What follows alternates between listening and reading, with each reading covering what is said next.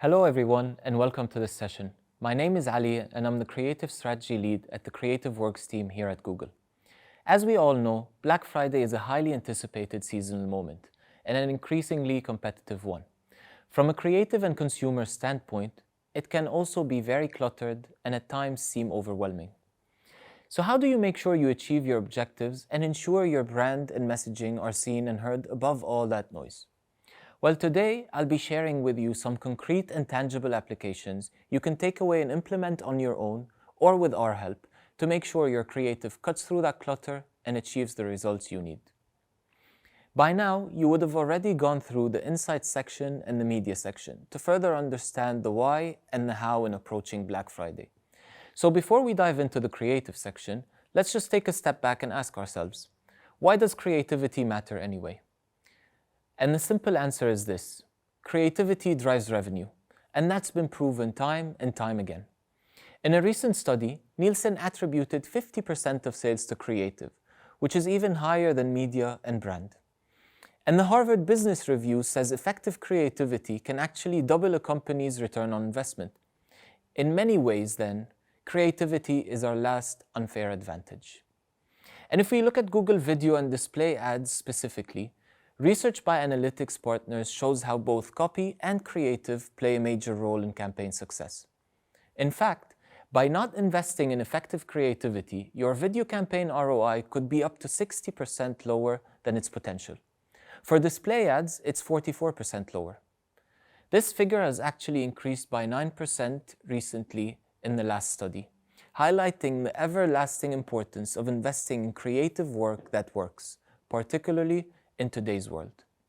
As Ilma, Celine, and Alyssa talked about earlier, consumer journeys are much more messy today, with shoppers repeatedly looping between the exploration and the evaluation phases. And this is really where creativity comes in. Great creative has the power to nudge people out of this loop and trigger an action, or better yet, a purchase. Which leads me on to the next point, all about the importance of thinking cross-platform. What do we mean by that, and why is cross-platform thinking so important? Remember that messy middle? Well, during that seemingly endless exploratory loop, consumers don't shape their decisions on just one platform. They use lots. So having a relevant presence across different touchpoints means you can be there to support, inform, and ultimately persuade consumers as they move along that purchase journey. From search and display to video and apps, your brand must be there for different audiences with a range of messages that helps them through and out of that messy middle. And while we're still on that messy middle, it's also really important to keep in mind that consumers are constantly in the state of flux when it comes to Black Friday, as they move across the 4 phases you've seen earlier: the prep, the warm-up, the craze, and the wrap-up phases. So with so much to decode and cover on this occasion, what exactly is on most marketers' minds during Black Friday? Well, there's obviously lots to think about. But many of you will probably have one of the following 3 things in mind, depending on where you are in your creation process and journey. You could be thinking, okay, is there a way I can approach this highly competitive period and hold my own against the bigger players with deeper pockets? Or if you're gearing up for the occasion already, then you might be thinking about the best way to create compelling cross-platform assets easily. Or thirdly, if you're ready to go live, you might be wondering, how can you optimize your current assets so that they're even more effective? And the good news is this, that no matter what stage you're at, we have a research-based creative approach that will help you achieve your campaign goals this Black Friday. As I mentioned just now, consumers often need nudging out of that messy middle. And in our research, we identified a number of behavioral science principles that can help us do that. We call these cognitive biases. And I'd like to share a few of them with you and show you how you can use them in building your Black Friday creative assets. Let us look at 6 of these cognitive biases together and define them. The power of free. Free items, offers, and vouchers with a purchase can be a big motivator. Authority bias. When brands, products, and services are backed by experts and trusted sources, they stand out from the competition. Social proof. Reviews, recommendations, and highlighting a popular choice within a relevant reference group can be very persuasive. Framing. Changing the frame of reference can help people reconsider the value of a product or service. For example, framing can highlight benefits such as convenience or time savings. Scarcity bias. The more stock or availability of a product decreases, the more desirable it becomes. And lastly, the power of now. The longer you have to wait for a product, the weaker the proposition becomes. For our research, we experimented with these cognitive biases across different categories in different markets. For today's sake, we'll be using the specific example of a mascara brand in the UAE. The way it worked is we took a leading brand and tested it against a challenger brand, which we injected with some of these biases. Let me show you how. So we start off with a category-leading brand showing 100% stated preference. Now, as this next graph shows, depending on the category, different combinations of biases can be effective. And it's important for you to find the right mix for your brand and category. In the world of mascara, for example, brand is clearly the most influential factor on consumer choice. But the more we supercharge our challenger brand with these cognitive biases, the more preference share we were able to steal from the preferred market leader. As you can see, dialing up the social norms and authority bias allowed the challenger brand to make good incremental gains against the market leader. But let's take a deeper look at these results. We start with mere exposure. Here you can see that simply by showing up, the second choice brand was able to acquire almost half the user's brand preference. This is a really good reminder that just being present where your users are, especially during big moments like Black Friday, is absolutely key to driving results. Then in the second round, we supercharged the challenger brand with two cognitive biases, and that increased its share grow to 55%. And here in the final round, we supercharged our challenger brand with another three cognitive biases, making it 5 in total. That allowed the challenger brand to overtake the category-leading brand with a 61% choice share. But we didn't stop there. Next, we took the experiment up a notch by introducing a mascara brand called Revive. Now, if you haven't heard of Revive, it's because it doesn't actually exist. It's a fake mascara brand we came up with to further test our cognitive biases and the impact they have on consumer decisions. So how did it go? Well, lo and behold, a fake brand that users had never heard of was able to acquire almost a third of people's preference of share. In effect, we were able to nudge shoppers out of that messy middle and into purchase simply by applying these cognitive biases. So what does that mean for you this Black Friday? Now you can make your brand stand out from that sea of sameness that's full of discount percentages and dates and overall clutter, to grab people's attention and drive action across display, apps, search, and video. And we're going to show you just how. Let's start with display and app campaign assets. Sticking with our made-up mascara brand, we've applied different biases to it to demonstrate what could be done during a typical Black Friday campaign. Of course, these are just examples to show you proof of concept.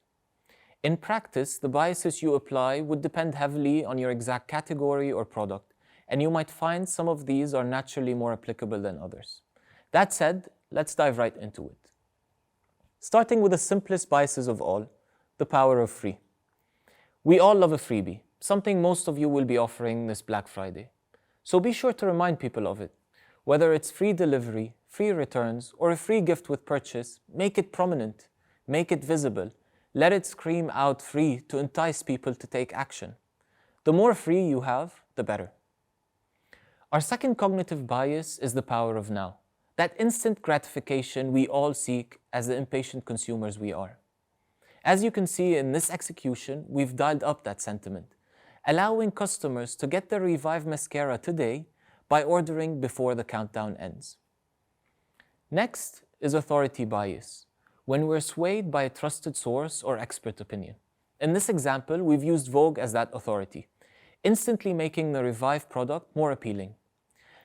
Think about which authority or trusted source might apply to your product, service, or category. From there, you can play around with the copy that accompanies it, as we've done in these two different versions. Next up is framing. Now, this is a especially interesting bias because it allows for a lot of creative freedom in the way you can apply it to the different products or categories. With our fake mascara, we enticed action by reframing its perceived high cost against a mere 2 cups of coffee.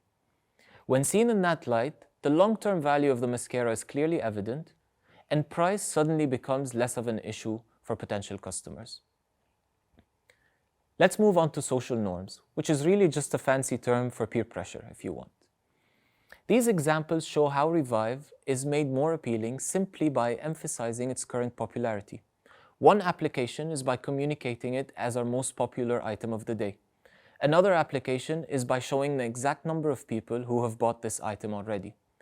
And as always, this is accompanied, of course, with a clear call to action for consumers to buy it now. Bringing us to our last example, scarcity bias, which is one that builds on the fear of missing out.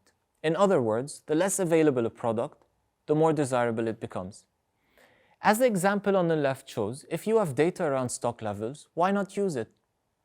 If not, just adding a simple countdown can help nudge shoppers out of that messy middle and into purchase. And with that, we wrap up our cognitive bias examples for display and app campaigns. Next, I'm going to walk you through how you can apply them in search. Okay, so here's a typical example of what a search ad might look like for Revive. As you can see, we've actually managed to supercharge it with 5 of these cognitive biases simultaneously.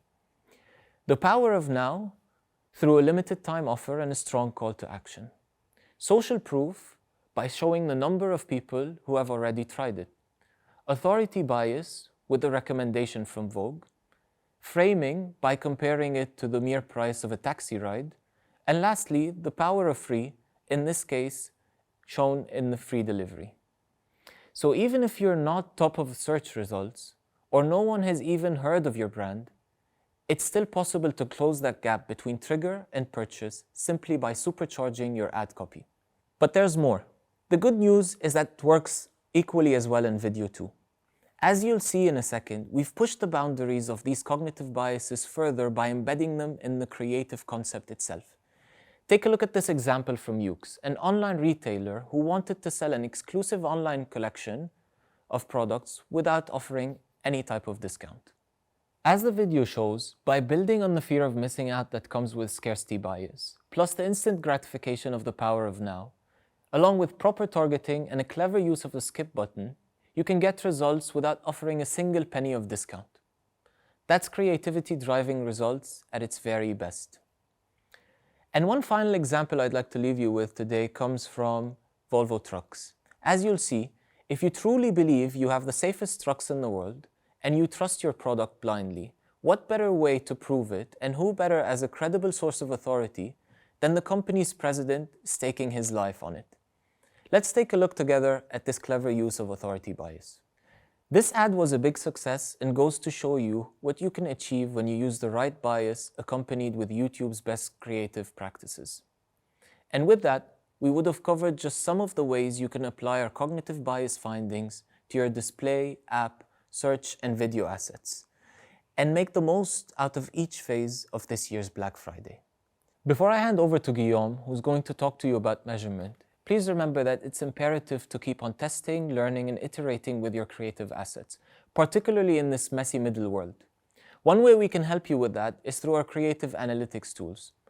Other tools that can help you as well include things like Video Builder, Bumper Machine, and also Director Mix, for developing dynamic video creation at scale.